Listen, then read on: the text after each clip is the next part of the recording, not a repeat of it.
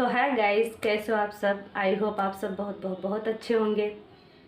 फिर से आप सबके लिए स्टोरी को बिना स्किप किए पूरा सुनिएगा और देखिएगा भी। जो लोग मेरे चैनल में नए हैं प्लीज़ मेरे चैनल को सब्सक्राइब करना, और जो लोग सब्सक्राइब कर चुके हैं थैंक यू।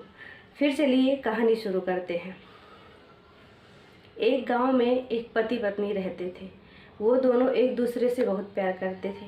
उनकी आर्थिक स्थिति अच्छी नहीं थी, फिर भी वो एक दूसरे का बहुत ख्याल रखते थे। एक दिन पति पत्नी ऐसे ही बैठे थे। पत्नी बोली कि भगवान ने मुझे इतने लंबे इतने सुंदर बाल दिए हैं, मेरे पास एक अच्छी सी हेयर पिन नहीं है कि मैं इन बालों में लगा सकूं। अपने पति से बोली, मेरे लिए आप हेयर पिन ले आ दोगे। उसका पति बोला, पिछले 10 दिनों से मेरे घड़ी की बेल्ट टूट गई है और मैं नहीं ला सका।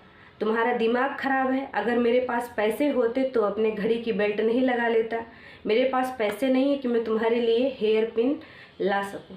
फिर अगले दिन उसका पति काम करके घर लौट रहा था। रास्ते में उसे घड़ी की दुकान दिखी। रास्ते में उसको घड़ी की शॉप दिखी तो अपनी बिना बेल्ट वाली घड़ी लेकर उस शॉप पर गया और उस घड़ी को वहाँ बेच दिया। घड़ी को बेचने के बाद जो पैसे मिले उसको, वो हेयर पिन शॉप पर गया। वहाँ वो पैसे दिए और अपनी पत्नी के लिए बहुत सुंदर सा हेयर पिन लिया और हेयर पिन लेकर घर वापस आने लगा। घर पर आया तो उसका दरवाज़ा लॉक था। डोरबेल बजाया, उसकी पत्नी ने दरवाज़ा खोला तो उसका पति जो था वो मतलब चौंक गया, ऐसे देखता रह गया उसको, अपनी पत्नी को।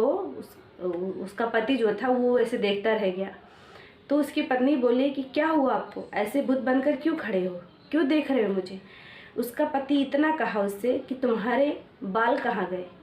वो बोली, मैंने अपने बाल कटवा दिए।